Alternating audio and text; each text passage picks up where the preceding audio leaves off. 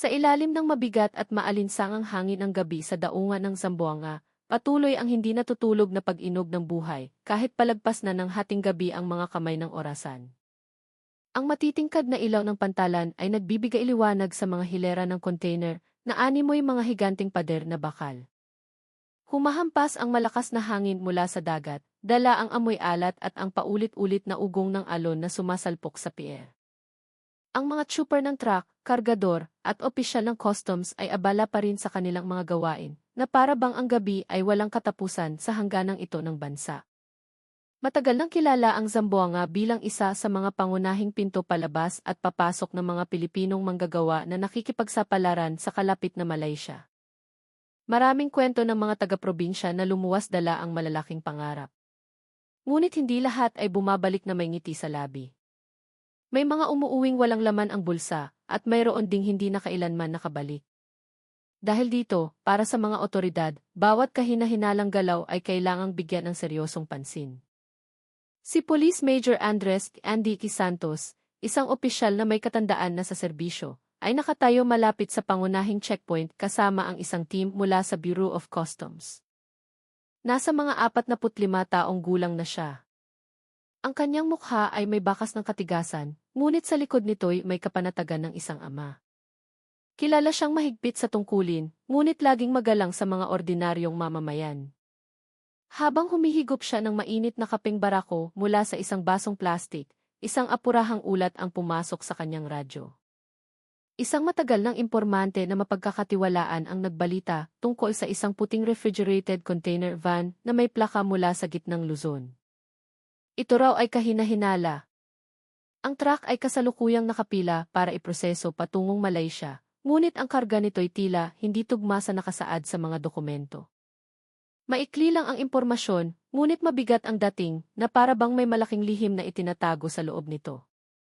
Kumunot ang noo ni Major Santos at agad siyang sumenyas sa kanyang mga tauhan na maghanda para sa isang espesyal na inspeksyon. Walang puwang para sa pagkakamali sa lugar na tulad nito.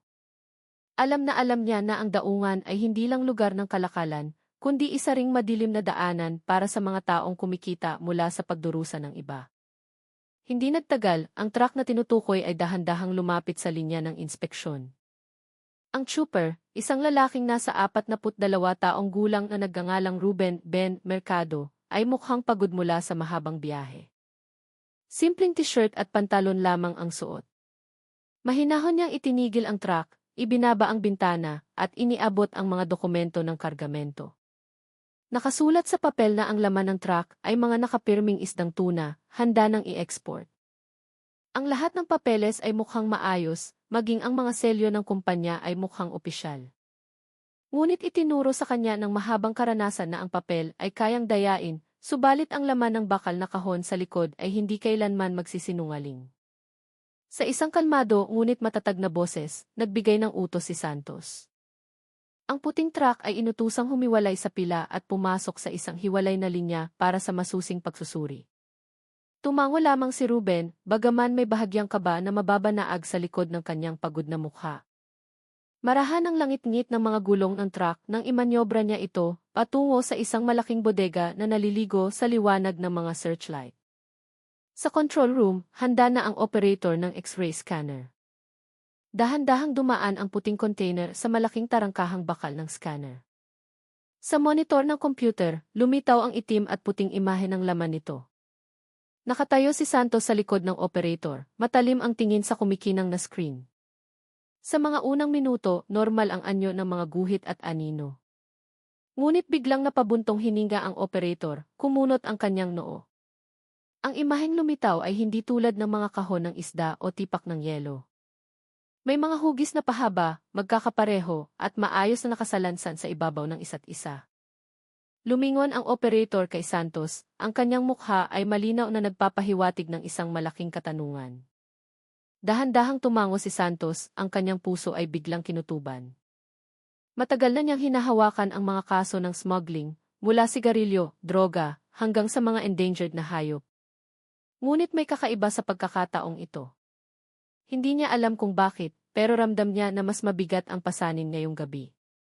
Nagbigay siya ng instruksyon sa pamamagitan ng loudspeaker, inuutusan ang trooper na bumaba at maghintay. Tumalon si Ruben mula sa upuan, pilit na umingiti at lumapit kay Santos.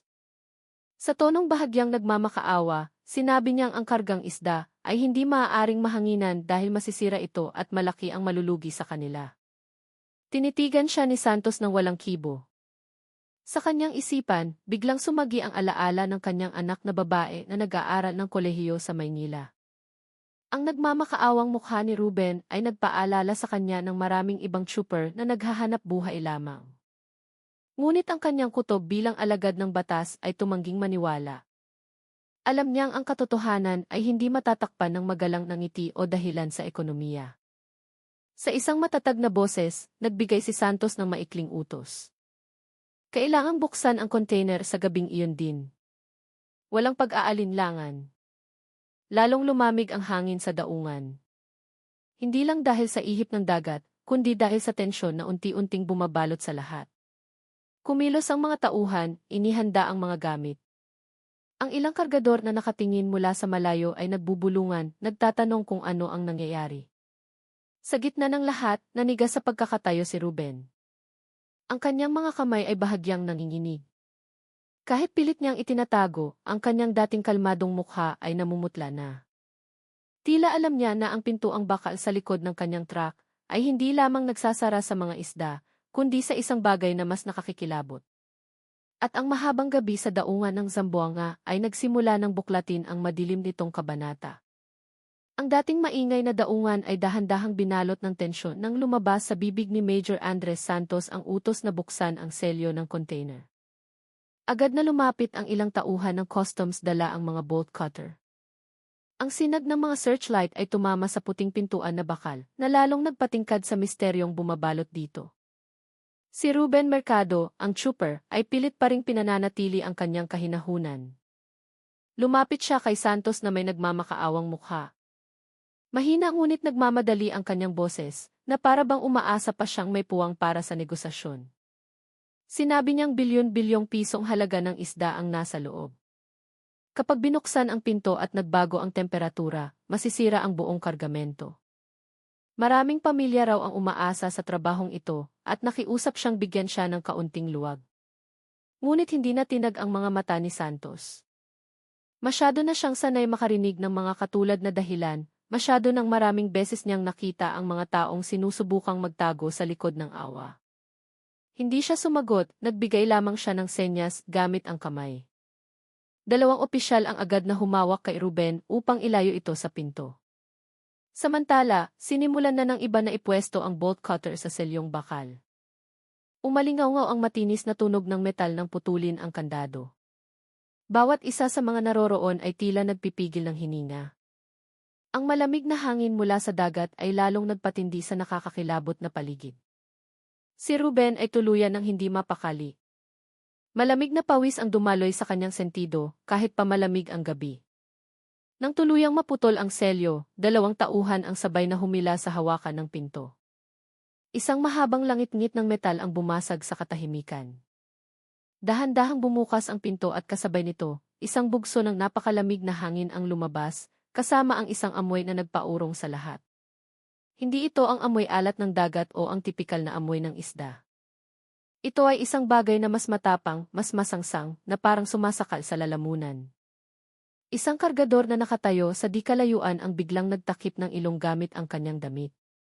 Ang operator ng scanner na kasama ring nanonood ay mahinang bumulong, nanginginig ang boses. Sinabi niyang hindi iyon amoy ng isda. Nanatiling tahimik si Santos, napapapikit ang mga mata. Ang masamang kutob na kanina pa niya nararamdaman ay lalo pang lumakas. Upang makasiguro, kinuha niya ang isang malaking flashlight mula sa isang tauhan at itinutok ito sa madilim na loob ng container. Tinusok ng maliwanag na puting ilaw ang malamig na ulap sa loob. Ang kanilang nakita ay nagpatigil sa lahat sa kanilang kinatatayuan. Sa loob, hindi mga kahon ng isda ang nakikita, kundi mga mahahabang anino na maayos na nakasalansan. Ang hugis ay malinaw na hindi pangkaraniwang bagay. Ito'y parang mga katawan ng tao na binalot sa makapal at itim na plastik, mula sa sahig hanggang halos umabot sa bubong ng container. Isang mahinang bulong na parang dasal ang narinig mula sa isang batang opisyal. Samantala, naramdaman ni Santos na nanuyo ang kanyang lalamunan at malakas na kumabog ang kanyang dibdib. Hindi siya bago sa pagpapatupad ng batas, nakasaksi na siya ng maraming kaso ng droga, pagpatay at human trafficking. Ngunit ang tanawin sa kanyang harapan ay ibang-iba, mas madilim. Si Ruben, na kanina pa pinipigilan, ay hindi na nakayanang tumayo. Nanlambot ang kanyang mga tuhod at napaupo siya sa lupa. Putlang-putla ang kanyang mukha, nanginginig ang kanyang bibig, ngunit walang salitang lumalabas. Lahat ng kanyang dahilan tungkol sa isda ay gumuho sa isang iglap. Lumingon si Santos sa kanyang mga tauhan. Ang kanyang boses ay matatag, ngunit may bahid ng pagkaalog dahil sa pinipigilang emosyon. Inutusan niyang lagyan agad ng police line ang lugar. Walang sinumang tagalabas ang maaaring lumapit. Walang tigil ang tunog mula sa radyo, naghahatid ng instruksyon sa command post. Sa loob ng ilang minuto, nagbago ang kapaligiran sa daungan. Umalingaw-ngaw ang mga sirena ng pulis, dumating ang karagdagang puwersa, at mahigpit na isinara ang buong lugar.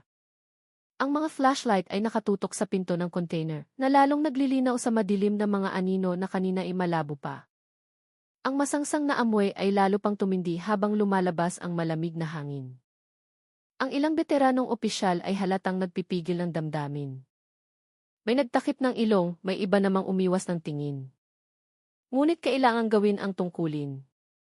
Buong tapang nilang inihanda ang susunod na hakbang, kahit paalam na nila sa kanilang mga puso na isang bangungot ang kanilang haharapin. Nakatayo si Santos, nakatingin sa nakabukas na pinto ng container. Sa kanyang isipan, isang masakit na tanong ang lumitaw. Kung totoo ngang katawan ng tao ang mga iyon, sino sila? Saan sila nanggaling at ano ang ginawa sa kanila? Ang Zamboanga sa gabing iyon ay hindi na lamang isang hangganang daungan. Sa gabing iyon, ang lupa sa gilid ng dagat ng Mindanao ay naging saksi sa pagsisimula ng pagbubunyag ng isang krimen na mas malaki pa sa simpleng smuggling. Ang liwanag ng flashlight na itinutok sa loob ng container ay nagpatulala sa lahat.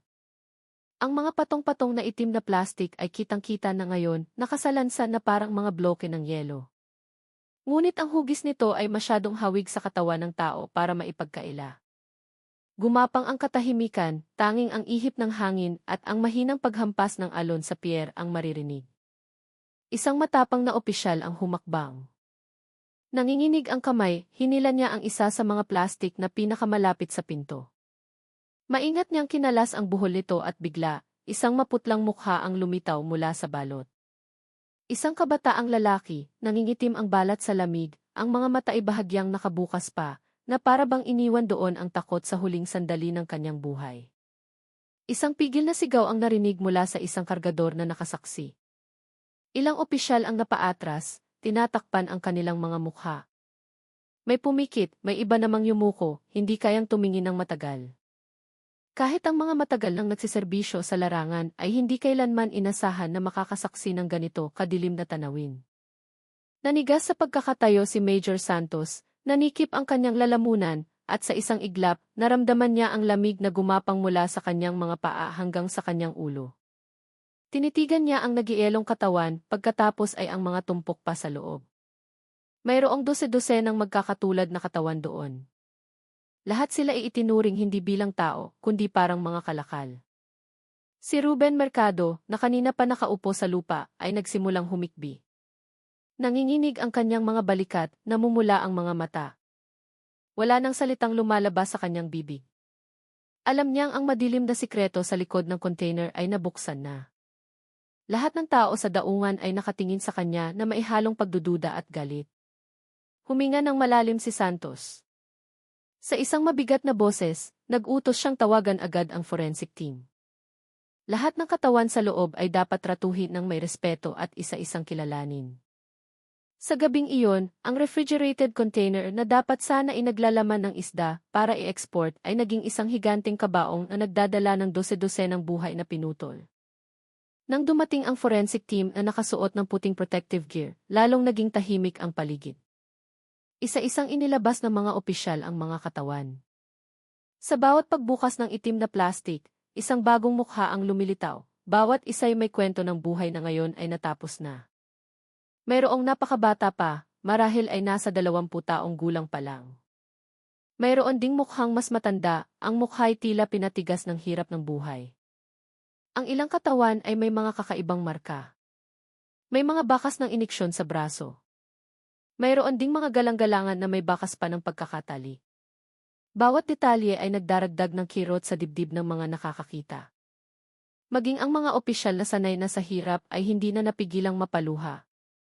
Nakatayo si Santos malapit sa pinto ng container, nakatingin sa madilim na dagat. Sa kanyang isipan, sumagi ang mukha ng kanyang sariling anak na babae. Naisip niya, paano kung isa sa mga katawan na iyon ay ang kanyang anak? Nanginig ang kanyang isipan, nanikip ang kanyang dibdib. Kinuyom niya ang kanyang kamao, nangako sa sarili na ang kasong ito ay hindi dapat matapos sa daungan sa gabing iyon. Kailangan ng sagot, kailangan ng hustisya. Sa kabilang banda, nagsimulang magdatingan ang ilang residente na nakarinig ng balita. Kahit mahigpit na binabantayan upang hindi makalapit, nakikita lamang nila mula sa malayo, nagbubulungan sa takot.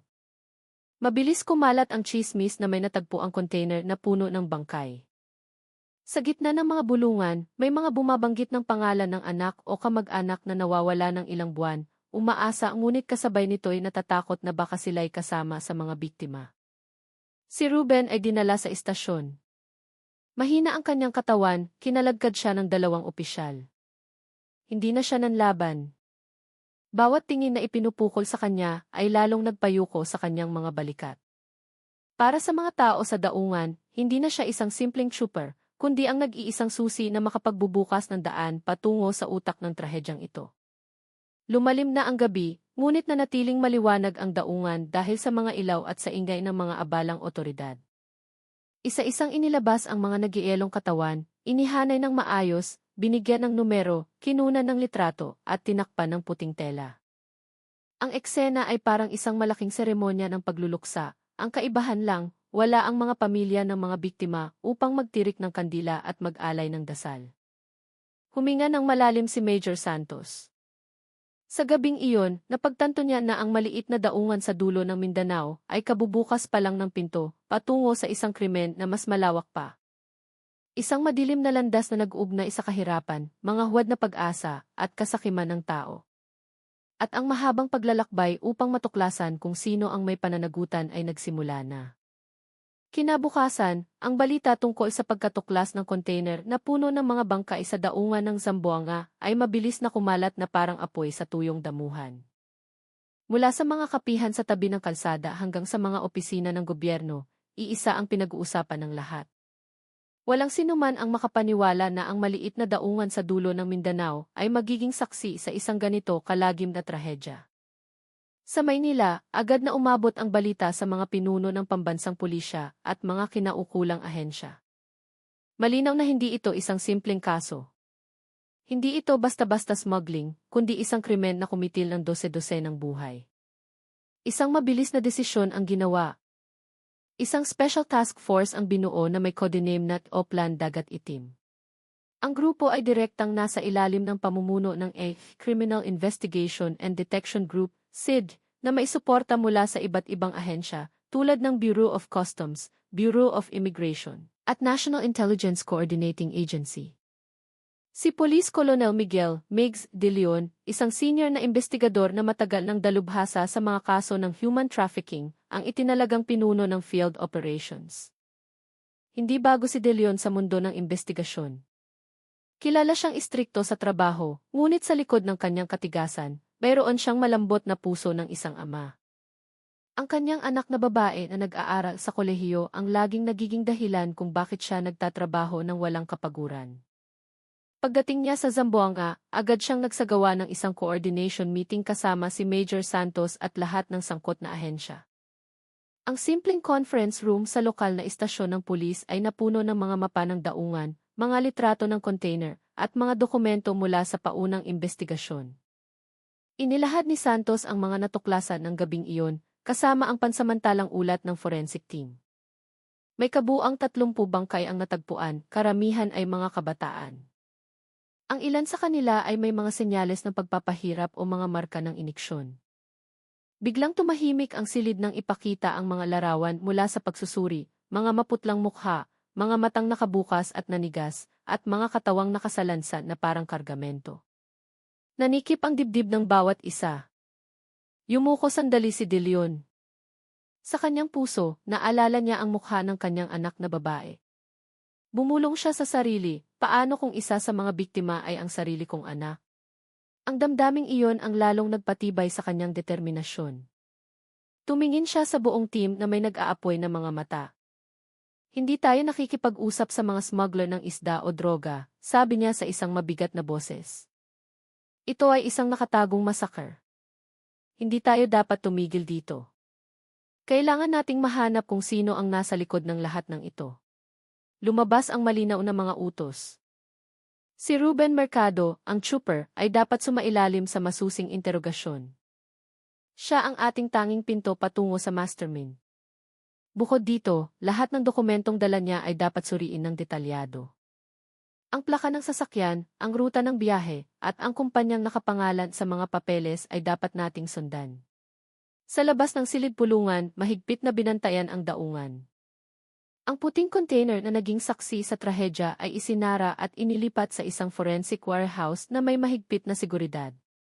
Patuloy pa ring pinag-uusapan ng mga taga-Zamboanga ang pangyayari.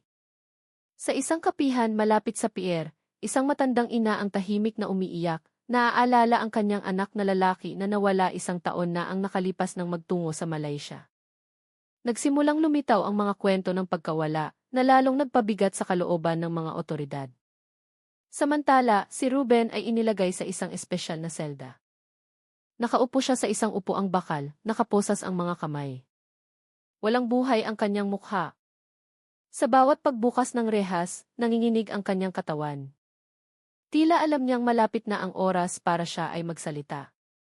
Nagpasya si De Leon na personal na pangunahan ang unang interogasyon.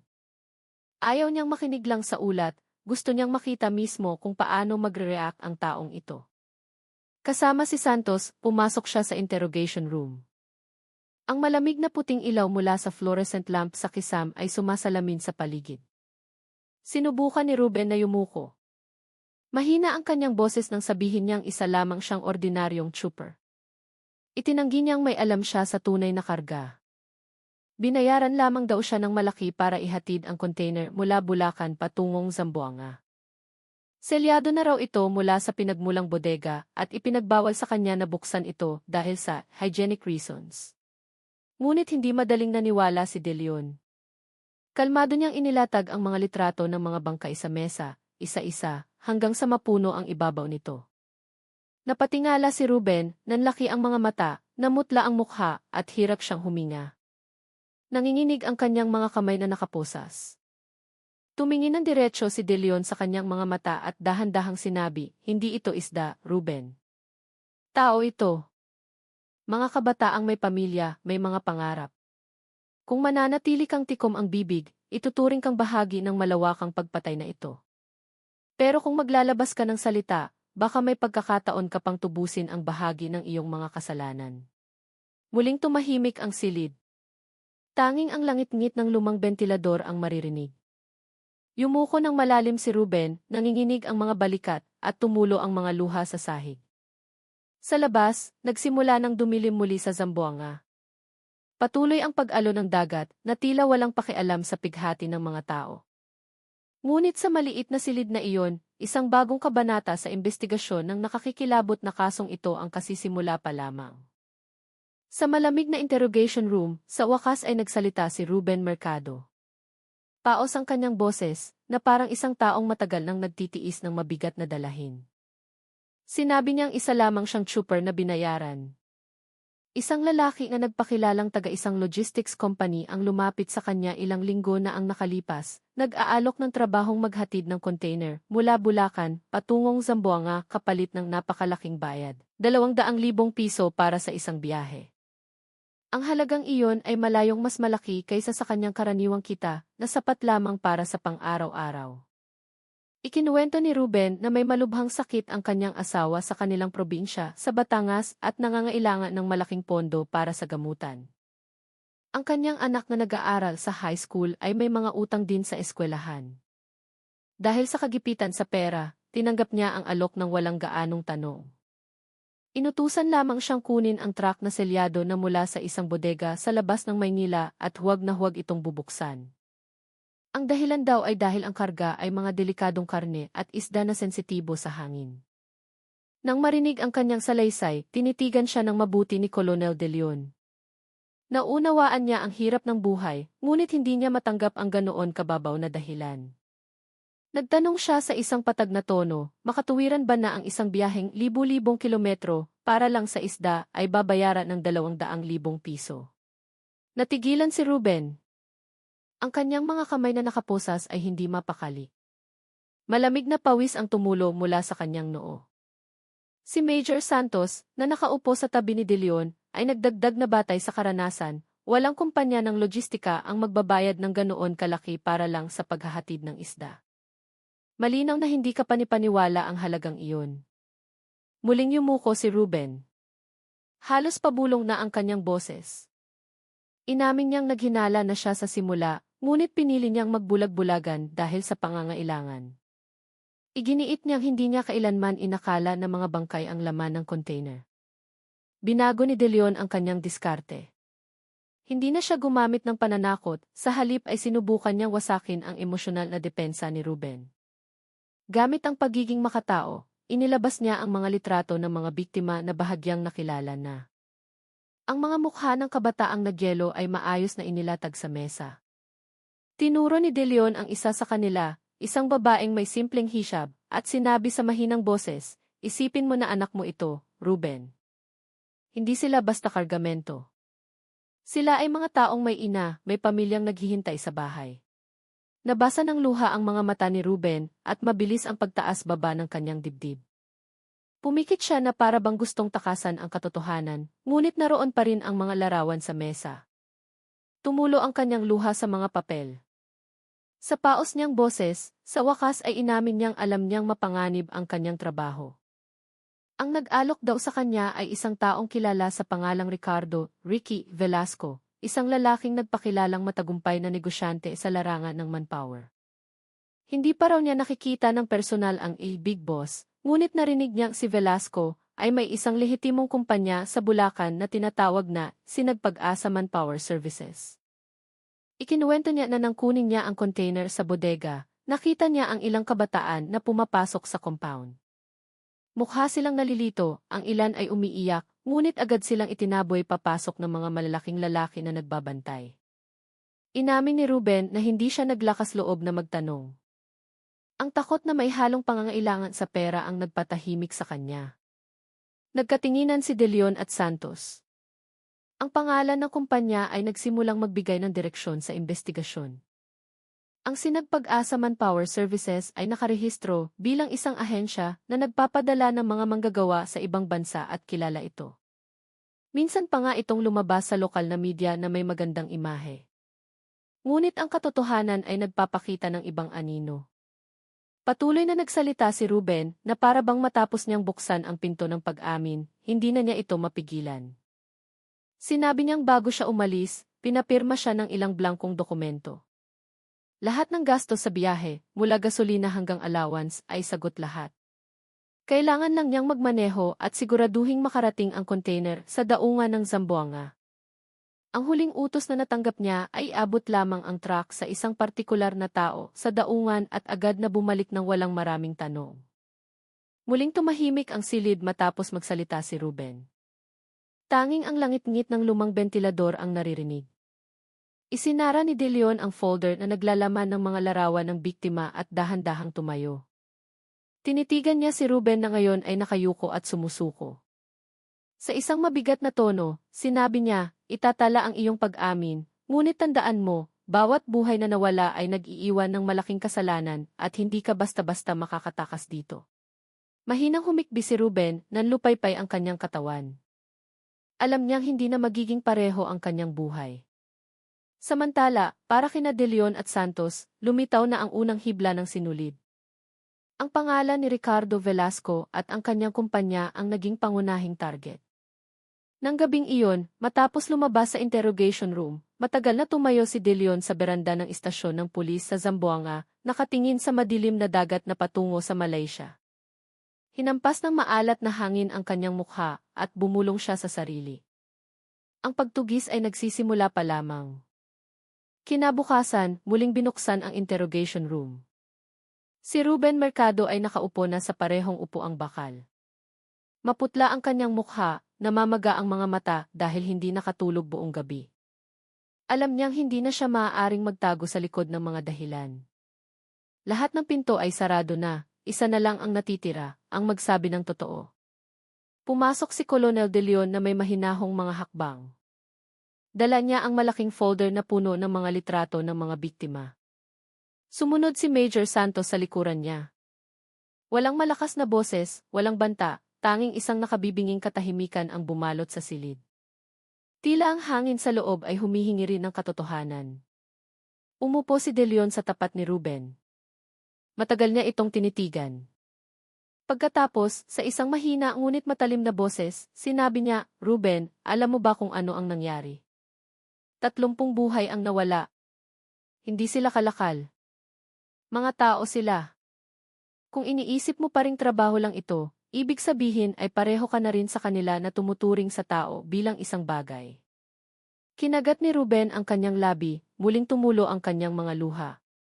Mahina niyang sinabi na hindi niya kailanman inakala ang lahat ng ito. Gusto lang niyang kumita ng pera para sa pagpapagamot ng kanyang asawa. Ngunit hindi na siya maililigtas ng mga salitang iyon mula sa katotohanan. Binuksan ni De Leon ang folder at inilabas ang isang larawan. Ito ay larawan ng isang dalaga. Maputla at nanigas ang kanyang mukha, ngunit may bakas pa rin ang isang ngiti na marahil ay minsan niyang taglay noong nabubuhay pa. Itinulak ni De Leon ang larawan sa harap ni Ruben. Nagtanong siya, "Makatutulog ka pa ba ng mahimbing matapos mong malaman na ang mukhang ito ay nagtapos sa loob ng iyong container? Ang babaeng ito ay maaaring anak mo, kapatid mo, o kapitbahay mo." Tinakpan ni Ruben ang kanyang mukha ng 2 kamay. Malakas na umalog ang kanyang mga balikat. Hindi na niya napigilan ang alon ng pagsisisi na humampas sa kanyang dibdib. Sa pautal-utal na boses, nagsimula siyang magkwento ng mas detalyado. Muling lumabas sa kanyang bibig ang pangalan ni Ricardo Velasco, ang direktor ng Sinagpag-asa Manpower Services. Ang kumpanyang iyon ay matagal nang nag-aanunsyo ng mga trabaho sa ibang bansa, lalo na sa Malaysia at Singapore. Nangangako sila ng malaking sahod, magaan na trabaho at mabilis na proseso. Maraming kabataan mula sa mga probinsya ang naakit na iwan ang kanilang mga tahanan dala ang pag-asa ng isang magandang kinabukasan. Inamin ni Ruben na minsan na niyang nakilala si Velasco sa Bulacan. Maikli lang ang kanilang pag-uusap, ngunit sapat na iyon para mag-iwan ng malakas na impresyon. Mukhang mabait si Velasco, malumanay magsalita, na para bang tunay siyang nagmamalasakit sa mga manggagawa. Ngunit sa likod ng kanyang mga ngiti, naramdaman ni Ruben ang isang bagay na malamig, tulad ng tingin ng isang negosyante na sinusuri ang kanyang kalakal. Ikinuwento niya kung paano inayos ni Velasco ang lahat ng napaka-organisado. May isang malaking bodega sa labas ng lungsod na ginawang lugar ng pagtitipon. Ang mga aplikante ay kinokolekta doon, hinihinga ng kanilang mga ihi, at pinipilit na manatili ng ilang araw. Ipinagbabawal silang makipag-ugnayan sa kanilang mga pamilya sa dahilan na sumasailalim sila sa isang maikling pagsasanay. Minsan na raw niyang nakita sila mula sa malayo, nagsisiksikan sa isang malaking bulwagan. Ang kanilang mga mukha ay puno ng pag-asa na maihalong pangamba. Nakikinig ng mabuti si De Leon, itinatala ang bawat detalye. Si Santos ay paminsan-minsang sumisingit, nagtatanong ng mga address, pangalan ng mga taong sangkot, at mga katangian ng bodega. Habang tumatagal ang pagsasalita ni Ruben, lalong lumilinaw ang pattern ng krimen. Sa huli, inamin ni Ruben na alam niyang hindi ito purong paghahatid ng kalakal. Nakarinig na siya ng mga bulong-bulungan mula sa ibang mga trooper na ang kumpanya ay sangkot sa human trafficking, ngunit nabulag siya ng napakalaking bayad. Pinili niyang manahimik, umaasang isang beses lang siyang bibiyahe at pagkatapos ay titigil na. Ngunit nalaman niyang kapag nakapasok ka na sa bilog na iyon, hindi ka na makakalabas. Tinitigan siya ni De Leon ng malamig. Sinabi niyang hindi mabubura ng dahilang iyon ang kanyang responsibilidad. Ngunit sa pagsasabi ng totoo, maaaring makatulong si Ruben na mailigtas ang iba para hindi magtapos sa parehong kalagayan. Muling tumahimik ang silid. Sa wakas ay tumango si Ruben, nanginginig ang boses. Pumayag siyang maging saksi, basta protektahan ang kanyang pamilya. Alam niyang hindi basta-basta si Velasco. Marami itong koneksyon, madalas lumabas sa telebisyon bilang isang pilantropo, at nakatanggap pa ng mga parangal mula sa lokal na pamahalaan. Ang paghamon sa isang tulad niya ay nangangahulugan ng pagharap sa malaking panganib. Nagkatinginan si De Leon at Santos. Pareho nilang naunawaan ang panganib na kanilang haharapin. Ngunit para sa kanila, ang pag-aming ito ang pintuan patungo sa isang mas malaking bagay. Ang pangalan ni Ricardo Velasco ay opisyal nang pumasok sa pangunahing linya ng investigasyon, hindi na lamang isang anino sa kwento ng isang bayarang trooper. Sa labas ng silid, makulimlim ang langit ng Zamboanga. Ang mga alon sa daungan ay malakas na humahampas, na tila nagbibigay ng senyales na isang malaking bagyo ang paparating. Sa isang malamig na silid sa ospital ng Zamboanga na ginawang pansamantalang laboratorio, walang tigil sa pagtatrabaho ang forensic team. Nakabalot ang kanilang mga katawan sa puting protective suit, habang tinatakpan ng maskara ang kanilang mga mukha. Tanging ang kanilang mga mata ang nakikita, puno ng pagod ngunit nananatiling nakatuon. Ang 30 bangkay na inilabas mula sa container ay nakahilera na ngayon sa mahahabang mesang bakal, bawat isa'y may numero at tala. Mabigat ang atmosfera sa silid. Ang amoy ng kemikal ay humahalo sa natitirang amoy ng kamatayan. Ang ilang batang opisyal ay maputla, ang iba'y tahimik na yumuyuko, pilit na pinipigilan ang pagduduwal. Ngunit wala silang pagpipilian. Kailangan nilang alamin ang katotohanang inilibing kasama ng mga nagielong katawang ito. Ang punong forensic pathologist na si EUC. Elena Reyes ay nagsusuot ng bagong guwantes at nagbigay ng mahigpit na utos. Isa siyang babaeng nasa katanghaliang gulang na dekada nang nakikipagbuno sa mundo ng medical legal. Matatag ang kanyang boses, ngunit ang kanyang mga mata ay naglalaman ng sakit sa tuwing nakikita niya ang mga biktimang napakabata pa. Sa unang pagsusuri, may napansin silang kahina-hinala. Sa mga braso ng ilang biktima, may mga bakas ng tusok ng karayom. Malinaw itong nakikita kahit na nangingitim na ang balat. Mabilis na isinulat ang mga tala, binilang ang mga tusok. Imposibleng ordinaryong iniksyon lamang iyon dahil pare-pareho ang lokasyon nito. Ang masusing pagsusuri ay nagpakita rin ng mga marka sa galang-galangan at bukong-bukong. Ang ilan sa mga biktima ay may malalalim na marka na para bang mahigpit na itinali ng plastik na lubid. Ang mga sugat na ito ay hindi nangyari pagkatapos ng kamatayan, kundi noong sila'y nabubuhay pa. Dahil dito, lalong naging tahimik ang silid. Alam ng lahat na ang mga biktima ay hindi lamang namatay, kundi nagdusa hanggang sa huling hininga. Binuksan ni EUC Reyes ang katawan ng isa sa mga lalaking biktima. Nang suriin ang mga panloob na organo, natigilan ang buong silid. May nawawala. Ang kaliwang bato ay wala na. Malinaw na nakikita ang magaspang na hiwa. Ang ibang mga katawan ay nagpakita ng parehong mga marka ng operasyon. May nawawalang bahagi ng atay at may isang biktima na nawawala ang parehong mata. Nagkatinginan ang mga tauhan, nanlalaki ang mga mata sa hindi makapaniwalang tanawin. Hirap silang magsalita, tanging ang mabibigat na paghinga ang maririnig. Sa isang paos na boses, sinabi ni EUC Reyes na hindi na ito simpleng kaso ng human trafficking. Malinaw na may kaugnayan ito sa isang madilim na sindikato ng organ trafficking. Hindi lamang nila niloloko ang mga kabataan sa pangako ng trabaho, kundi ginagamit din ang kanilang mga katawan bilang pinagkukunan ng kita. Agad na iniulat ang balitang ito kina Colonel De Leon at Major Santos. Pareho silang nagtungo sa forensic lab at nang makita ang resulta ng pagsusuri, nanigas ang kanilang mga mukha. Ipinakita ang mga litrato ng nawawalang organo, mga bakas ng iniksyon, at mga sugat mula sa pagkakatali. Tinitigan ni De Leon ang katawan ng isang dalaga na nawalan ng isang bato. Pumikit siya. Ang imahe ng kanyang sariling anak na babae ay muling sumagi sa kanyang isipan. Nanikip ang kanyang dibdib at mahigpit niyang ikinuyom ang kanyang kamao. Sa isang mahinang boses, bumulong siya kay Santos, hindi lang ito krimen.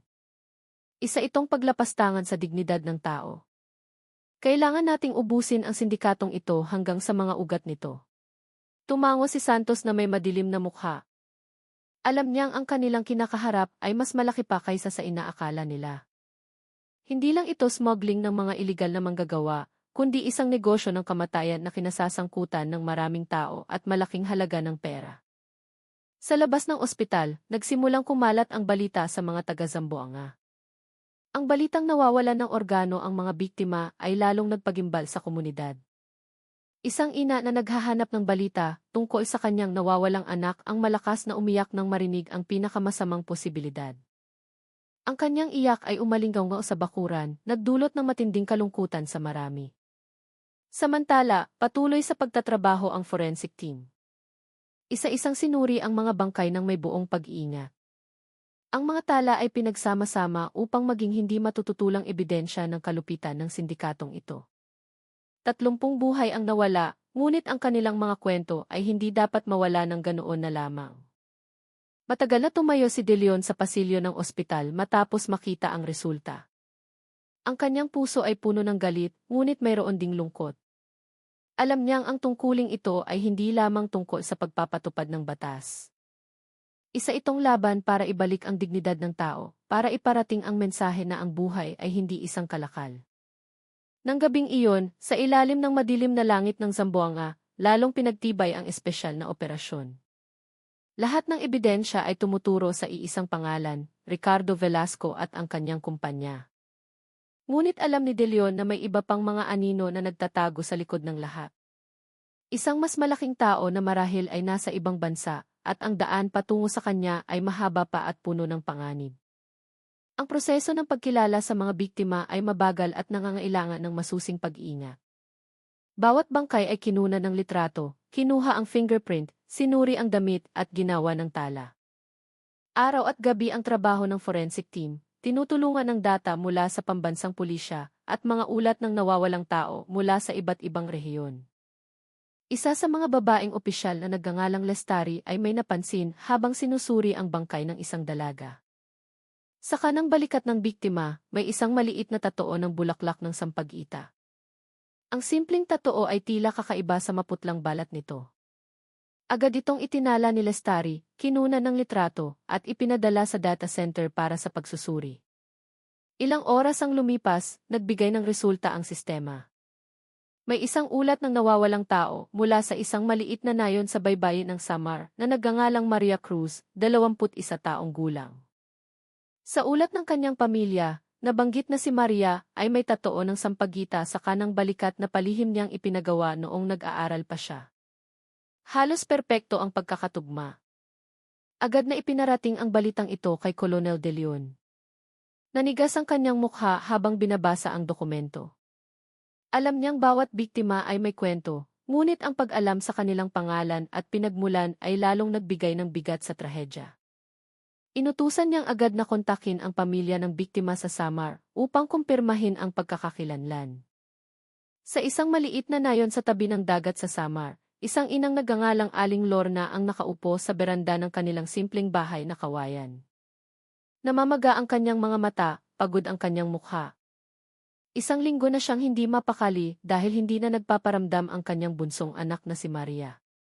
Nagpaalam itong pupunta sa Maynila para magtrabaho sa ibang bansa sa pamamagitan ng isang kumpanyang nangangako ng malaking sahod. Nang dumating ang mga opisyal ng barangay kasama ang 2 pulis na nakasibilyan dala ang balita mula sa Zamboanga, tila tumigil ang pagtibok ng puso ni Aling Lorna. Ipinakita nila ang litrato mula sa pagkakakilanlan. Matagal na tinitigan ni Aling Lorna ang larawan at pagkatapos ay bumuhos ang kanyang mga luha. Iyon nga ang kanyang anak. Ang maliit na tatoo ng sampagita sa kanang balikat ay hindi maaaring magkamali. Umalingaw-ngaw ang kanyang sigaw sa buong bakuran. Agad na nagdatingan ang mga kapitbahay, sinusubukang pakalmahin siya, ngunit hindi mapigilan ang pag-agos ng kanyang luha. Si Maria ay isang masayahing dalaga, matulungin sa mga kapitbahay, at madalas sumama sa pagdarasal sa lokal na surau. Kilala siya ng lahat bilang isang mabait na anak na puno ng pangarap. Walang sinuman ang nag-akala na ang kanyang buhay ay magtatapos sa isang malagim na paraan na biktima ng isang malupit na sindikato. Sa Zamboanga, ang balita tungkol sa pagkakakilanlan ng unang biktima ay lalong nagpatindi sa tensyon ng investigasyon. Nakatayo si De Leon sa harap ng isang malaking whiteboard sa conference room. Nakadikit dito ang larawan ni Maria Cruz na may pulang marka sa ilalim na may malinaw na pangalan. Sa tabi nito, malaki ring nakasulat ang pangalan ni Ricardo Velasco bilang pangunahing target. Ang dalawang tuldok na dati magkahiwalay ay pinagdugtong na ngayon ng isang makapal na itim na linya. Nagsalita si De Leon sa buong team, ang kasong ito ay hindi na lamang tungkol sa mga numero. Alam na natin ang isang pangalan, isang mukha, isang pamilyang nawasak. Sa labas, marami pang ibang pamilya ang naghihintay ng balita. Ang ating tungkulin ay siguraduhin na wala ng ibang Maria na magtatapos sa loob ng isang container. Sumang-ayon si Major Santos. Idinagdag niya na ang kwentong ito ay dapat maging paalala na sa likod ng bawat pangako ng magandang trabaho, may posibilidad ng isang nakamamatay na patibong. Ang mga kabataan mula sa probinsya ay madaling maniwala at iyon ang sinasamantala ng mga taong tulad ni Velasco. Sa nayon sa Samar, patuloy pa rin sa pag-iyak si Aling Lorna sa yakap ng kanyang mga kapitbahay. Sa gitna ng kanyang mga hikbi, paulit-ulit niyang sinasabi, kung sana inapigilan ko lang siyang umalis. Ngunit huli na ang lahat. Ang natitira na lamang ay mga larawan at alaala. Ang kwento ni Maria Cruz ay mabilis na kumalat sa media. Sumulat ang mga pahayagan tungkol sa dalagang probinsyana na nangangarap na bigyan ng magandang buhay ang kanyang ina, ngunit natagpuan bilang isang biktima sa container sa Zamboanga. Ipinakita sa telebisyon ang mukha ni Aling Lorna na puno ng luha. Ang balitang ito ay nagdulot ng isang alon ng simpatya at galit mula sa publiko. Para kay De Leon, ang pagkakakilanlan ni Maria ay isang mahalagang punto sa investigasyon. Napagtanto niyang ang kasong ito ay hindi dapat tumigil sa lokal na antas. Ang sindikatong ito ay kailangang buwagin hanggang sa labas ng bansa, hanggang sa malaking tao na nasa likod ni Ricardo Velasco. Nang gabing iyon, sa isang maliit na silid na puno ng mga mapa at dokumento, nangako siya sa kanyang sarili. Para kay Maria, para sa pamilyang iniwan niya, at para sa dose-dose ng buhay na nawala, ang operasyong ito ay dapat magtagumpay. At ang susunod na hakbang ay ang pag-alam kung ano ang nasa likod ng maskara ni Ricardo Velasco, ang negosyanteng mukhang kagalang-galang sa mata ng publiko. Ilang araw matapos makilala si Maria Cruz, ang Special Task Force na pinamumunuan ni Colonel De Leon ay nagtungo sa Bulacan. Maingay ang lungsod, puno ng trapiko at abala, malayo sa tahimik na kapaligiran ng Zamboanga. Dito nakatayo ang kumpanyang Sinagpag-asa Manpower Services ni Ricardo Velasco, ang pangalan na ngayon ay sentro ng investigasyon. Mula sa labas, mukhang kapanipaniwala ang opisina ng kumpanya. Isang dalawang palapag na gusaling puti na may malaking pangalan sa harapan. Sa loob, ang waiting area ay puno ng mga makukulay na poster na nagpapakita ng mga kabataang nakangiti at nakauniporme, kasama ang mga islogang nangangako ng magandang kinabukasan. Ang lobby ay puno ng mga sertipiko ng parangal, mga plaque mula sa lokal na pamahalaan, at mga litrato ni Velasco na nakikipagkamay sa matataas na opisyal. Hindi nakapagtataka kung bakit maraming pamilya ang nagtiwala sa kumpanyang ito. Lahat ay mukhang lehitimo, legal at kagalang-galang. Nagpanggap ang team bilang mga aplikante para makakuha ng impormasyon. Dalawang miyembro, sina dalawa Jessica Reyes at S3 Marco David, ang pumasok na nagkukunwaring magkapatid mula sa probinsya na gustong magtrabaho sa Malaysia. Sinalubong sila ng isang magiliw na staff na nag-abot ng mga brochure na puno ng pangako ng malaking sahod, magaan na trabaho at mabilis na proseso. Lahat daw ng gastos, sabi ng staff, ay sagot ng kumpanya. Ang hinihingi lamang ay ang kanilang orihinal na ID at cellphone para sa pag-aayos ng mga dokumento. Itinala ito ni Jessica sa kanyang isipan. Ang kahilingang iyon ay kahina-hinala.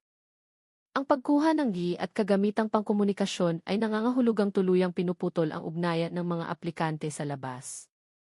Ito ay isang klasikong senyales ng human trafficking. Sa itaas na palapag, maayos ang opisina ni Ricardo Velasco. Isang malaking larawan niya ang nakasabit sa dingding, nakasuot ng mamahaling Amerikana na may magiliw na ngiti. Kilala si Velasco bilang isang pilantropo, madalas magbigay ng donasyon sa mga ampunan, moske, at mga social events. Ilang beses nang lumabas ang kanyang pangalan sa mga lokal na pahayagan bilang isang matagumpay na negosyante na may malasakit sa komunidad. Nakatanggap pa nga siya ng parangal mula sa pamahalaang panlalawigan dahil sa kanyang kontribusyon sa pagpapadala ng mga manggagawa sa ibang bansa. Ngunit alam ni De Leon na nagmamasid mula sa labas na sa likod ng maskara ng kabutihan na iyon ay itinatago niya ang kanyang madilim na negosyo. Ang mga ulat ng nawawalang tao mula sa iba't ibang probinsya, kabilang ang Samar at mga bahagi ng Mindanao, ay nagpapakita ng parehong pattern. Lahat ng mga biktima ay huling nakitang umalis sa pamamagitan ng Sinagpag-asa Manpower Services. Nang suriin ng mga investigador ang mga dokumento ng kumpanya, may natuklasan silang mga irregularidad. Ilang pangalan na nakalista bilang mga manggagawang nakaalis na ay hindi kailanman naitala sa Bureau of Immigration. Ang kanilang mga datos ay huminto sa Bulacan at pagkatapos ay nawala na lang. Si Major Santos, nakasama sa pagsusuri, ay umiling. Mahina niyang sinabi, malinaw na hindi ito nagkataon lang. May daan-daang pangalan ang nawala na parang bula. Lalong bumigat ang dibdib ni De Leon. Tinitigan niya ang larawan ni Velasco sa dingding at bumulong sa sarili, napakatuso ng taong ito. Nagpapakitang anghel sa publiko, ngunit sa likod ay isang lobo na kumakain ng sarili niyang kababayan. Nang gabing iyon, nagsagawa ng pulong ang team sa hotel kung saan sila tumutuloy. Ang mga datos ay ipinakita sa isang malaking whiteboard.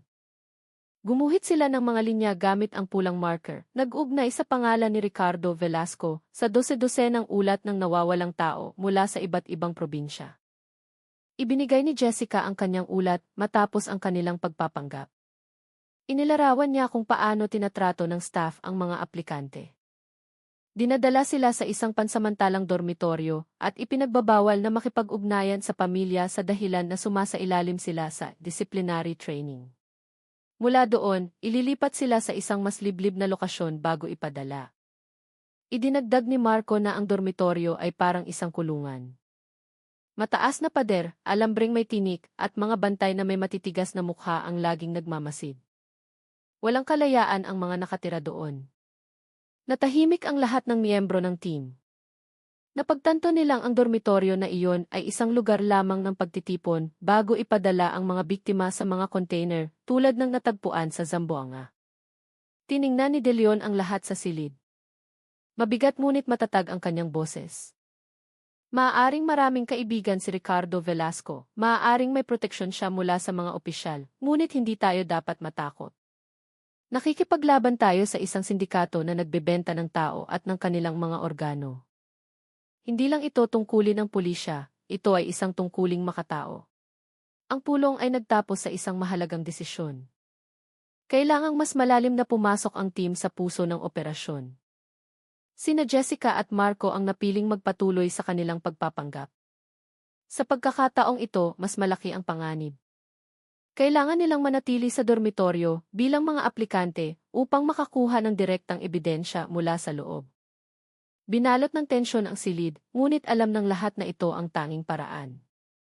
Nang gabing iyon, sa isang maliit na silid sa isang hotel sa Bulacan, naghanda sina dalawa Jessica Reyes at tatlo Marco David para sa isang mapanganib na misyon.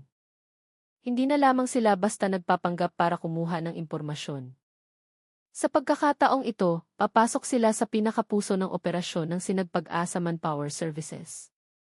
Itinago ang kanilang tunay na pagkakakilanlan.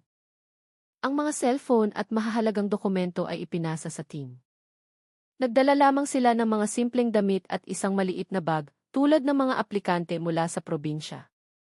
Kinabukasan, dumating sila sa opisina na may mga mukhang puno ng pag-asa. Nagpanggap silang magkapatid mula sa gitnang Luzon na gustong magtrabaho sa Malaysia. Magiliw silang sinalubong ng staff, isinulat ang kanilang mga pangalan sa listahan, at agad na hiningi ang kanilang orihinal na SIM at cellphone. Nagkunwari pang nag-aalangan si Jessica, ngunit sa huli ay ibinigay ito na may inosenteng mukha. Lahat ay ayon sa plano. Matapos ang ilang oras na paghihintay kasama ang iba pang mga kabataan, isang minibus ang dumating. Malaki ang katawan ng trooper, matigas ang mukha, at matalim ang tingin. Tinawag niya ang mga pangalan mula sa listahan, kabilang sina Jessica at Marco. Walang gaanong paliwanag, lahat sila ay pinasakay sa sasakyan. Ang biyahe ay tumagal ng halos 2 oras, tinahak ang mga kalsada sa labas ng lungsod na unti-unting naging tahimik. Sa labas ng bintana, ang mga palayan ay napalitan ng mga malalaking bodega at mga abandonadong industrial park. Sa huli, huminto ang minibus sa harap ng isang mataas na gusali na napapalibutan ng pader na semento. Sa itaas nito, may mga alambreng may tinik. Dahan-dahang bumukas ang makapal na tarangkahang bakal na para bang nilalamon sila papasok. Napalunok si Jessica. Mabilis ang tibok ng kanyang puso. Mula sa labas pa lang, malinaw na hindi ito isang ordinaryong dormitoryo. Isang amoy ng halumigmig ang sumalubong sa kanila nang magsara ang tarangkahan sa kanilang likuran. Ibinaba ang mga aplikante, sinuri ang kanilang mga gamit, habang pinagmamasdan sila ng mga lalaking may mga tatoo sa braso. Dinala sila sa isang malaking bulwagan. Nandoon na ang dose-dosenang iba pa na nauna sa kanila. Pagod ang kanilang mga mukha. Ang ilan ay mukhang takot, ang iba ay nakayuko lamang. Walang tawanan, walang kasiglahan, tanging isang nakabibinging katahimikan. Isang lalaking maayos ang pananamit, marahil ang pinuno ng mga bantay, ang tumayo sa harapan. Sa malakas na boses, sinabi niya ang mga patakaran. Lahat ay bawal lumabas ng walang pahintulot. Ang mga cellphone at di ay kinuha para sa seguridad. Bawal makipag-ugnayan sa pamilya habang nasa't pagsasanay. Sinumang lumabag ay parurusahan. Malamig ang pagkakasabi ng mga salitang iyon na para bang hindi sila mga tao kundi mga bagay na iniingatan. Nagkunwaring tumango sina Jessica at Marco. Sa kanilang isipan, itinala nila ang bawat detalye. Mataas na pader, alambreng may tinik, mga bantay na may dalang pamalo. Lahat ay nagpapatunay na ang lugar na ito ay isang nakatagong kulungan. Nang gabing iyon, inilagay sila sa isang malaking silid na puno ng mga double deck na kama. Sa paligid nila, ang ibang mga kabataan ay nakahiga na may malungkot na mukha. May mga tahimik, may iba namang mahinang nagbubulungan na ilang araw na silang nandoon nang walang balita sa kanilang mga pamilya. Nakikinig si Jessica na may kirot sa puso. Naisip niya ang mukha ni Aling Lorna sa Samar, na umiiyak sa pagkawala ni Maria. Ilan pang ina ang nagdurusa, naghihintay sa mga anak na hindi na babalik. Samantala, isinuksok ni Marco ang isang maliit na aparato na hugis relo sa sulok ng kanyang kama. Ito ay isang nakatagong communication device na maaaring magpadala ng signal ng lokasyon sa team sa labas. Sa tuwing pinapatay ang ilaw at nag-ikot ang mga bantay, nagkukunwaring tulog si Marco, ngunit nananatiling alerto ang kanyang mga mata. Sa mga sumunod na araw, sumailalim sina Jessica at Marco sa routine ng dormitoryo. Binibigyan sila ng kakaunting pagkain, mahigpit na binabantayan, at tuwing umaga ay pinipilit na sumali sa ehersisyo sa bakuran. Lahat ng iyon ay isang palabas lamang dahil wala namang tunay na pagsasanay. Naghihintay lamang sila ng kanilang pagkakataon. Sa pamamagitan ng pagmamasid, natuklasan ni Jessica ang isang pattern. Bawat ilang araw, isang grupo ng mga tao ang kinukuha ng truck. Hindi na sila bumabalik. Ang mga natitirang mukha ay paunti ng paunti at ang takot ay lalong lumalaki. Ang mga bagong dating ay hindi alam kung ano ang naghihintay sa kanila, ngunit ang mga matagal na ay nagsisimula ng makaramdam. Isang gabi, nagawang bumulong ni Jessica sa isang babae mula sa Mindanao na isang linggo nang nandoon. Inamin ng babae na ang kanyang kaibigan ay kinuha 3 araw na ang nakalipas at hindi na bumalik. Natatakot siya na ang susunod. Basa ng luha ang mga mata ng babae, nanginginig ang boses sa kawalan ng pag-asa. Pinigilan ni Jessica ang kanyang emosyon, sinubukang humiti para pakalmahin siya. Sa kanyang puso, nangako siyang dapat magtagumpay ang misyong ito. Hindi sila maaaring mabigo dahil sa likod ng mga pader na ito, 12 ng buhay ang nakasalalay sa kanila. Sa labas, sinusubaybayan ni na Colonel De Leon at Major Santos ang kanilang lokasyon sa pamamagitan ng signal. Ang pulang tuldok sa digital map ay nagpapakita ng lokasyon ng lihim na dormitoryo. Alam nilang paunti na ang kanilang oras. Bawat gabing lumilipas ay maaaring mga hulugan ng isa pang buhay na nawawala.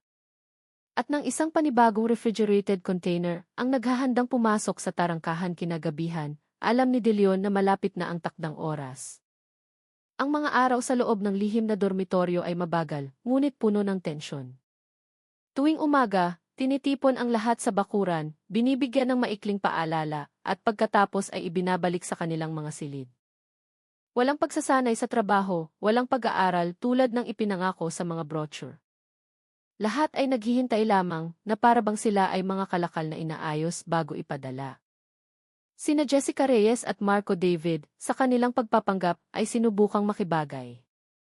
Hindi sila dapat magpakita ng sobrang talino.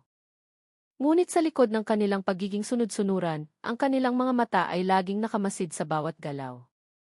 Itinala nila ang paulit-ulit na pattern.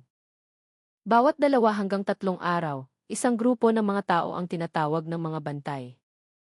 Malakas na binabanggit ang kanilang mga pangalan sa bulwagan. Pagkatapos ay dinadala sila palabas, minsan 10, minsan 15, depende sa dami ng mga bagong dating. Dala sila ng isang malaking truck sa likurang tarangkahan. Pagkatapos noon, wala nang bumabalik. Nang unang masaksihan ito ni Jessica, mabilis ang tibok ng kanyang puso. Isang dalaga ang umiiyak na tinatawag ang kanyang ina nang tawagin ang kanyang pangalan. Ngunit ang kanyang iyak ay agad na pinatahimik ng isang sigaw at isang pamalo. Sa huli ay sumuko ang dalaga, naglakad na nanginginig patungo sa tarangkahang bakal. Yumuko na lang si Jessica, pinipigilan ang kanyang mga luha. Itinala ni Marco ang lahat ng detalyado. Mula sa kanyang pagmamasid, ang mga refrigerated container ay karaniwang dumarating sa hating gabi. Bago umalis, ang mga napili ay binibigyan ng pagkain at inumin. Hindi nagtatagal, mukha silang inaantok at nawawala ng lakas. Madali silang dinadala papasok sa container. Paulit-ulit ang pattern na ito. Sa tuwing nababawasan ang bilang ng mga tao, ilang araw pagkatapos ay darating muli ang minibus dala ang mga bagong kabataan mula sa iba't ibang probinsya. May mga galing sa Visayas, may mga taga Luzon at mayroon ding mula sa Mindanao. Ang kanilang mga mukha ay puno ng pag-asa, hindi alam na ang pintong kanilang pinasok ay ang daan patungo sa kamatayan. Sinubukan ni Jessica na kausapin ang ilan sa kanila. Isang binata mula sa Cebu ang nagsabing ipinangako sa kanya ang trabaho sa isang restaurant sa Malaysia na may malaking sahod. Naniniwala pa rin siyang normal ang lahat ng ito, kahit nakakaiba, dahil hindi sila pinapayagang makipag-ugnayan sa kanilang mga pamilya. Isang dalaga mula sa Bicol ang umaming gusto lang niyang tulungan ang kanyang mga magulang na may sakit. Naghihintay siya ng kanyang pagkakataon ng may sigla, hindi alam ang panganib na nag-aabang. Sumakit ang puso ni Jessica nang marinig ito. Ngunit hindi niya maaaring ibunyag ang kanyang pagkatao. Isang salita lang ay maaaring maglagay sa panganib sa kanyang buhay at sa buhay ni Marco. Nagkunwari na lang siyang kasing inosente nila. Habang sa kanyang puso, nangako siyang ilalabas ang katotohanan mula sa lugar na iyon. Sa ikalimang gabi, isang bantay na may matigas na mukha ang pumasok sa bulwagan at inanusyo na kinabukasan ng gabi, magkakaroon ng bagong shipment. 20 tao ang napili, kabilang sina Jessica at Marco. Ang listahan ay idinikit sa dingding at lahat ng nakalista ay inutusang maghanda. Nagkatinginan sina Jessica at Marco. Nanatiling kalmado ang kanilang mga mukha, ngunit nagwawala ang kanilang mga puso. Ito na ang sandaling hinihintay nila, ngunit ito rin ang pinakamapanganib. Alam nilang kapag nasa loob na sila ng container, ang buhay at kamatayan ay kasing nipis na lang ng isang sinulid. Nang gabing iyon, nagawang magpadala ni Marco ng emergency signal gamit ang maliit na aparato na nakatago sa kanyang sinturon. Ang pulang tuldok sa digital map ng team sa labas ay gumalaw, nagpapahiwatig na kasama sila sa susunod na shipment. Sa lihim na command post, binasa ni na Colonel De Leon at Major Santos ang mensahe na may tensyon sa kanilang mga mukha. Alam nilang paunti na ang kanilang oras. Sinubukan ni Jessica na pakalmahin ang ibang mga kasama na hindi mapakali. Mahina siyang nagsalita, sinasabing magiging maayos ang lahat. Ngunit alam niyang marami sa kanila ang hindi na muling makakakita ng sikat ng araw kung mabibigo ang plano. Halos walang natulog ng gabing iyon. Ang 20 napili ay nakahiga lamang na may malungkot na mukha. Ang ilan ay umiiyak, ang iba'y nakatingin ng blanko sa kisam.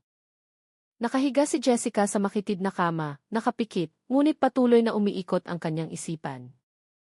Naalala niya ang mga mukha ng mga biktima sa Zamboanga, kabilang si Maria Cruz. Ang mga imaheng iyon ang lalong nagpatibay sa kanyang determinasyon. Sa labas, umuulan ng mahina, binabasa ang mataas na pader ng dormitoryo. Ang tunog ng tubig ay lalong nagpadilim sa kapaligiran. Sa di kalayuan, maririnig ang mahinang ugong ng makina ng isang refrigerated container, na para bang isang senyales na kinabukasan, magsisimula na naman ang paglalakbay patungo sa kamatayan. Sa lihim na command post na matatagpuan sa isang lumang bahay sa labas ng Bulacan, napakatindi ng tensyon ng gabing iyon. Sa isang malaking mesa na puno ng mga mapa at litrato, nakatayo si Colonel De Leon kasama si Major Santos. Ang ilaw na nakasabit ay dahan-dahang umuugoy, nagdaragdag sa seryosong kapaligiran. Nakasabit sa dingding ang isang mapa ng ruta mula Bulacan patungong daungan ng Zamboanga, na may mga pulang marka sa ilang mga lugar na itinuturing na kritikal. Malinaw na ang signal mula sa nakatagong aparato ni Marco. Kinabukasan ng gabi, sina Jessica, Marco, at 18 iba pa ay ilalagay sa isang refrigerated container. Ibig sabihin, kung kikilos sila ng maaga at sasalakayin ang dormitoryo, maililigtas nila ang 20 katao. Ngunit, ang malaking sindikato sa likod ni Ricardo Velasco ay mawawala na parang bula, lilipat sa ibang lugar, at mas magiging mahirap hulihin. Pabalik-balik sa paglakad si De Leon, naninigas ang kanyang mukha. Alam niyang bawat desisyon ay magtatakda ng buhay at kamatayan ng maraming tao. Si Santos, na nakaupo, ay tumingin sa kanya na may pag-aalala. Mahina siyang nagsalita, kung sasalakayin natin ngayon, maaaring maligtas ang buhay ni Jessica at Marco, pati na ang iba. Ngunit pinuputol lang natin ang isang maliit na sanga habang ang puno ay nananatiling nakatayo. Huminto si De Leon at tumingin kay Santos. Mabigat ngunit matatag ang kanyang boses. Ayokong isakripisyo ang sinuman. Pero ayoko ring hayaang makatakas ang malaking ahas. Kailangan nating magtiis ng isang hakbang pa. Hayaan nating magpatuloy ang shipment at sasakupin natin ang buong ruta gamit ang isang malaking lambat. Natahimik ang silid sa desisyong iyon. Alam ng lahat ng miyembro ng team ang panganib. Sina Jessica at Marco ay malalagay sa matinding peligro, pati na ang ibang mga biktima. Ngunit sa paraang ito lamang nila mahuhuli ang buong sindikato, kabilang ang mga naghihintay sa daungan. Binuo ang plano ng detalyado. Ang operasyon ay binigyan ng codename na Oplan Lambat Dagat. Ilang unit ang inihanda, kabilang ang mga armadong tauhan ng Special Action Force, Intelligence Team, at mga medical personnel. Inihanda ang mga interception point sa posibleng ruta ng container. Samantala, inatasan na ang ibang mga team na bantayan ang bahay at opisina ni Ricardo Velasco. Sa oras na gumalaw ang container, sabay-sabay silang kikilos upang arestuhin si Velasco bago pa man siya makatakas o makapagbigay ng utos. Tinuro ni Santos ang mapa gamit ang isang pulang marker. Dito, sabi niya, isang tahimik na bahagi ng highway patungo sa timog. Gagawa tayo ng peking aksidente. Kapag huminto ang truck, isasara ng ating mga tauhan ang lahat ng daan. Walang dapat makatakas. Tumango ang lahat. Kahit puno ng panganib ang plano, alam nilang wala ng ibang pagpipilian. Sa labas ng post, lumalim na ang gabi. Humangin ng malamig. Nakatayo si De Leon sa beranda, nakatingin sa malayo. Naisip niya sina Jessica at Marco na marahil ay nagkukunwaring tulog, habang ang kanilang mga puso ay kumakabog sa paghihintay. Bumulong siya sa sarili, magtiis kayo. Malapit nang matapos ang lahat. Samantala, sa dormitoryo, hindi makatulog si Jessica. Nakatingin siya sa kisame, naririnig ang mga buntong hininga ng mga taong sumusuko na sa kanilang kapalaran. Lumingon siya kay Marco na nasa kabilang kama. Nagtama ang kanilang mga mata, sapat na para magbigayan ng lakas ng walang salita. Kinabukasan, isinagawa ang huling paghahanda. Isang puting container truck ang huminto sa bakuran. Abala ang mga bantay sa pagsusuri ng listahan. Sina Jessica, Marco at 18 iba pa ay tinipon. Binigyan sila ng pagkain at isang bote ng tubig. Napansin ni Jessica na may kakaibang lasa ang tubig. Nagdudulot ito ng antok. Nagkunwari siyang uminom at maingat na ipinalit ang bote sa malinis na tubig na itinago niya. Pagsapit ng gabi, handa nang punuin ang container. Bumukas ang pintuang bakal. Isang malamig na hangin ang sumalubong. Isa-isang dinala ang mga tao papasok. Ang ilan ay halos wala ng malay dahil sa ininom nila. Sumunod sina Jessica at Marco, nagkukunwaring mahina ang katawan. Pagpasok, idinikit ni Marco ang isang maliit na tracking device sa sulok ng container at nagkunwaring natumba. Isinara ang pinto. Kadiliman. Tanging ang ugong ng cooling system ang maririnig. Mula sa labas, nagsimulang umandar ang truck, papalayo sa dormitoryo. Sa command post, isang pulang tuldok ang dahan-dahang gumagalaw sa digital screen. Nagpigil ng hininga ang lahat. Inilatag na ang malaking lambat. Naghihintay na lang sila ng tamang oras para ito ay hilahin ng buong lakas. Ang puting container truck ay mabagal na tumatakbo sa isang tahimik na highway. Binalot ng kadiliman ang paligid, tanging ang mga ilaw ng truck ang tumatagos dito. Ang trooper at ang kanyang kasama ay nag-uusap ng mahina. Pakiramdam nila iligtas sila, tulad ng daan-daang biyahe na nagdaan. Walang nakakaalam, walang pakialam. Iyon ang akala nila. Ngunit sa di kalayuan, naghihintay na ang mga otoridad. Sa isang kurbada, 2 truck ng pulis na nagpapanggap na sasakyang pangkargamento ang sadyang ipinarada ng pahalang. Kumikislap ang kanilang mga hazard lights na para bang may naganap na aksidente. Ilang nakasibilyan na pulis ang nagkunwaring mga trooper na nag-aayos ng gulong. Nang papalapit na ang container, malakas na nagpreno ang trooper. Sarado ang daan. Sa inis, bumusina siya ng malakas. Isang lalaki na nagpapanggap na trooper ang kumaway, sumisenyas na maghintay. Suminghal ang trooper ng container, nagsindi ng sigarilyo, hindi alam na ang malaking lambat ay isinasara na sa paligid niya. Sa loob ng ilang segundo, nagbago ang lahat. Mula sa kadiliman, lumitaw ang dose-dosenang sasakyan ng pulis na may kumikinang na mga ilaw na pula at asul. Umalinggaw-ngaw ang mga sirena. Mabilis na tumakbo ang mga armadong tauhan ng ASA, pinalibutan ang container. Nagulat ang trooper. Nahulog ang kanyang sigarilyo. Sinubukan niyang apakan ang gas, ngunit 2 sasakyan na ng pulis ang nakaharang sa harap at likod. Sarado na ang lahat ng daan. Nagpanik ang kanyang kasama, akmang bubuksan ang pinto, ngunit nakatutok na ang mga baril sa kanilang salamin. Isang malakas na boses mula sa loudspeaker ang narinig, lahat ng nasa loob, itaas ang kamay. Huwag manlaban. Nanginginig ang trooper, itinaas ang mga kamay, namumutla. Pilit na binuksan ang pinto ng cabin. Hinila sila palabas at pinusasan. Samantala, mabilis na kumilos ang special team sa likuran. Ginamit ang hydraulic cutters para buksan ang kandado ng container.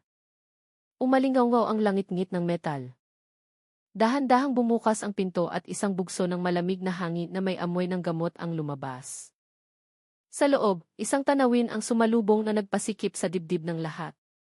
20 tao ang nakahandusay sa sahig. Ang ilan ay walang malay, ang iba'y bahagyang gumagalaw. Sina Jessica at Marco, nagising pa, ay sumenyas na maayos sila. Agad na tumakbo papasok ang mga mediko, nagbigay ng oxygen, at isa-isang inilabas ang mga biktima. Inihanda ang mga makakapal na kumot para painitin ang kanilang mga nagielong katawan. Ang lugar ay naging parang isang field hospital. Tinulungan ni Jessica ang isang dalaga na halos himatayin, hinawakan ang kamay nito. Pinakalma ni Marco ang isang binatang nanginginig sa takot. Kahit nakadisgise, hindi nila napigilan ang awa. Nasa lokasyon si Colonel De Leon, nakatayo sa harap ng container. Ngunit nang makita niyang buhay na inilalabas ang mga biktima, lumambot ang kanyang tingin. Huminga siya ng malalim, gumaan ang pakiramdam. Ang desisyong maghintay ay hindi na sayang. Ngunit hindi pa tapos ang operasyon. Kasabay nito, isang team ang kumilos para arestuhin si Ricardo Velasco sa kanyang marangyang bahay sa Bulacan. Nagulat ang lalaki nang pumasok ang mga pulis. Ang magiliw na mukha na ipinapakita niya sa publiko ay napalitan ng takot. Sinubukan niyang tumanggi, ngunit napakalakas na ng ebidensya. Pinusasan siya sa harap ng kanyang pamilya at mga kapitbahay. Sa tahimik na kalsada, nagpapatuloy ang operasyon. Ang 20 biktima ay nakaupo na sa mga kumot, ang ilan ay umiiyak, ang iba'y tulala. Ngunit buhay sila. Lumapit si De Leon kina Jessica at Marco. Mahina niyang sinabi, malaking trabaho ang ginawa ninyo. Yumuko si Jessica, pinipigilan ang pagluha. Tumango lang si Marco. Namumutla siya sa lamig, ngunit may ningning ng tagumpay sa kanyang mga mata. Nang gabing iyon, sa gitna ng madilim na kalsada, nagtagumpay ang P.O. Plan Lambat Dagat. Hindi lang nila nailigtas ang 20 buhay, kundi nahuli rin ang utak sa likod ng lahat na matagal nang nagtatago sa isang kagalang-galang na maskara. Ngunit alam ni De Leon na simula pa lang ito. Sa likod ni Velasco, may mas malaki pang tao sa ibang bansa na naghihintay na mapabagsak. Sa interrogation room ng himpilan ng pulisya sa Bulacan, nakaupo si Ricardo Velasco, nakaposas ang mga kamay sa isang mesang bakal. Maputla ang kanyang mukha, gusot ang kanyang mamahaling damit, at basa ng pawis ang kanyang sentido. Hindi na siya ang kilalang pilantropo na madalas makita sa telebisyon, kundi isang lalaking nawalan ng lahat ng kanyang maskara. Pumasok si Colonel De Leon na may dalang makapal na folder ng mga ebidensya, mga litrato ng mga biktima sa Zamboanga, mga ulat ng forensic, at mga peking dokumento ng kanyang kumpanya. Malakas niyang inilapag ito sa mesa, na ikinagulat ni Velasco. Pilit na humiti si Velasco, sinusubukang itago ang takot. Sinabi niyang isa lamang itong hindi pagkakaunawaan. Legal daw ang kanyang kumpanya. Ngunit hindi sumagot si De Leon. Isa-isa niyang inilatag ang mga litrato ng mga biktima, kabilang si Maria Cruz. Natigilan si Velasco. Nawala ang kanyang ngiti. Sa isang mabigat na boses, sinabi ni De Leon, lahat sila ay umalis sa pamamagitan ng iyong kumpanya. 30 tao ang namatay sa lamig sa container, ang ilan ay nawawalan ng organo. Sinasabi mong wala kang alam? Ngunit lahat ng bakas ay tumuturo sa iyo. Nanigas ang mukha ni Velasco. Sinubukan niyang mga tuwiran na isa lamang siyang tagapamagitan, na may mas malaking tao na kumokontrol sa lahat. Lumapit si Major Santos at sinabing kung magpapatuloy siyang magsinungaling, haharapin niya ang parusang kamatayan. Ngunit kung makikipagtulungan siya, maaaring gumaan ang kanyang sentensya. Nayanig si Velasco sa mga salitang iyon. Huminga siya ng malalim at nanginginig ang boses. Sa wakas, binanggit niya ang isang pangalan, isang lalaking Malaysian na nagngangalang Tan Weilong, o Edith Chen. Siya raw ang tunay na utak. Ang kanyang operasyon sa Pilipinas ay isang maliit na sangay lamang ng malaking negosyo ni Chen. Mayroon daw itong isang lihim na klinika sa Sandakan, Sabah, na nagkukunwaring isang health center, ngunit sa katotohanan ay isang lugar para sa pag-aani at pagbebenta ng mga organo ng tao. Ipinaliwanag ni Velasco na ang kanyang tungkulin ay mag-recruit ng mga biktima, ilagay sila sa dormitoryo, at ipadala sa Malaysia. Mula doon, ang network ni Chen na ang bahala. Ang ilan ay ibinebenta bilang sa pilitang manggagawa, ngunit ang iba ay ginagawang pinagkukunan ng organo. Ang mga bato, atay, at maging mga kornea ay ibinebenta sa black market sa napakalaking halaga. Natahimik ang silid sa kanyang pag-amin. Tinitigan ni De Leon si Velasco na may galit, ngunit pinigilan niya ang kanyang emosyon. Alam niyang napakahalaga ng impormasyong ito. Tinanong niya ang tungkol sa mga ruta, mga pangalan, at kung paano dumadaloy ang pera. Inilabas ni Velasco ang lahat ng sikretong matagal na niyang itinatago. Bawat shipment daw ay may 20 tao. Ang mga container ay pumapasok sa Malaysia sa pamamagitan ng maliliit na daungan. Mula doon, ang iba ay ibinebenta, ang iba ay dinadala sa lihim na klinika. Ang lahat ng kita ay nililinis sa pamamagitan ng mga peking kumpanya at charity foundations. Itinala ni Santos ang bawat detalye. Habang nagsasalita si Velasco, lalong lumilinaw na ang sindikatong ito ay isang malaking internasyonal na operasyon. Sa huli ay yumuko si Velasco. Halos pabulong niyang sinabi na siya ay isang puppet lamang, at si Chen ang tunay na dalang. Alam niyang babagsak siya balang araw, ngunit hindi niya inakalang ganito kabilis. Isinara ni De Leon ang folder at tumayo. Sa isang matatag na boses, sinabi niya, marami kang pamilyang sinira. Ipinagbili mo ang mga buhay para sa pera. Walang dahilan ang makapagbubura sa iyong mga kasalanan. Ngunit ang iyong pag-amin ang magiging susi para mapabagsak ang taong matagal nang nagtatago sa dilim. Nang gabing iyon, ipinadala ang ulat sa Camp Crame. Ang kaso ng Sinagpag-asa ay opisyal nang naging isang internasyonal na kaso. Ang pangalan ni Tan Weilong ay itinala bilang pangunahing target sa tulong ng Interpol at ng Royal Malaysia Police. Isang bagong operasyon ang sinimulang buuin. Matagal na tumayo si De Leon sa harap ng whiteboard na puno ng mga litrato ng mga biktima. Tinitigan niya ang mukha ni Maria Cruz, pagkatapos ay ang pangalan ni Tan Weilong na ngayon ay nakasulat ng malaki sa pulang tinta. Bumulong siya, hindi pa tapos ang pagtugis na ito, at hindi kami titigil hanggat hindi bumabagsak ang dalang. Ilang buwan ang lumipas, ang korte sa Bulacan ay napuno ng tensyon. Sa likuran, naroroon ang dose-dosenang pamilya ng mga biktima, ang ilan ay maihawak na mga larawan ng kanilang mga nawawalang anak. Sa upuan ng akusado, nakayuko si Ricardo Velasco. Ang dating kilalang pilantropo ay mukha ng pagod sa kanyang damit bilang bilanggo. Binasa ng piskal ang mga sakdal, human trafficking, multiple murder at illegal organ trade. Idiniin niyang nilapastangan ni Velasco ang dignidad ng tao. Natahimik ang silid. Sa isang mabigat na boses, ibinaba ng hukom ang hatol, habang buhay na pagkabilanggo.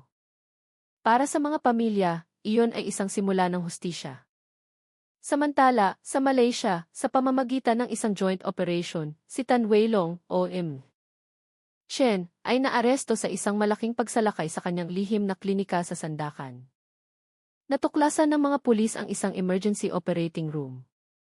Dose-dose ng mga potensyal na biktima ang nailigtas.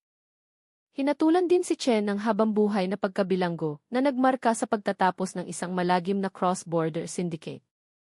Ang balita ay yumanig sa Timog Silangang Asya. Ang kwento ng Key Zamboanga Container Tragedy ay naging isang mapait na paalala sa mga panganib na nag-aabang sa mga nangangarap ng mas magandang buhay. Ang kwento ni Maria Cruz, ang dalaga mula sa Samar, ay naging simbolo ng libu-libong biktima. Ang kanyang ina, si Aling Lorna, na may mga matang puno ng luha, ay nagpaantig sa puso ng milyon-milyon.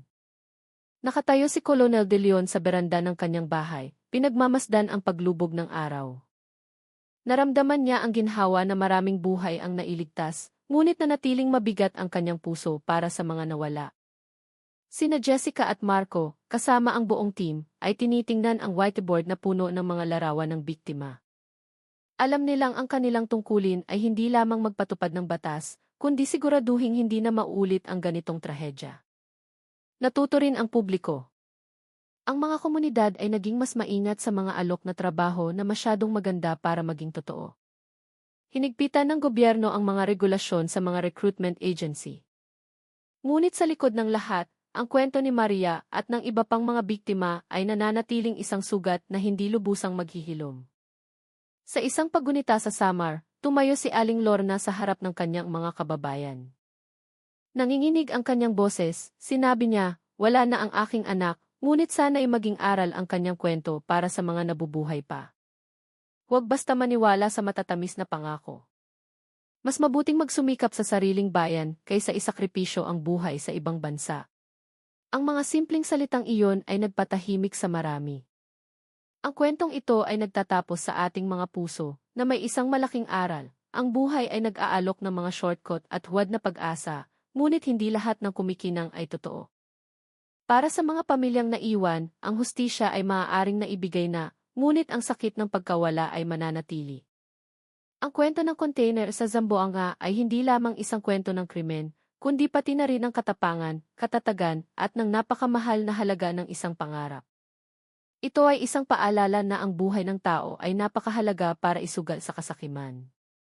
Naway magsilbi itong babala sa lahat. Huwag magpadala sa tukso, huwag maniwala sa mga huwad na pangako, dahil sa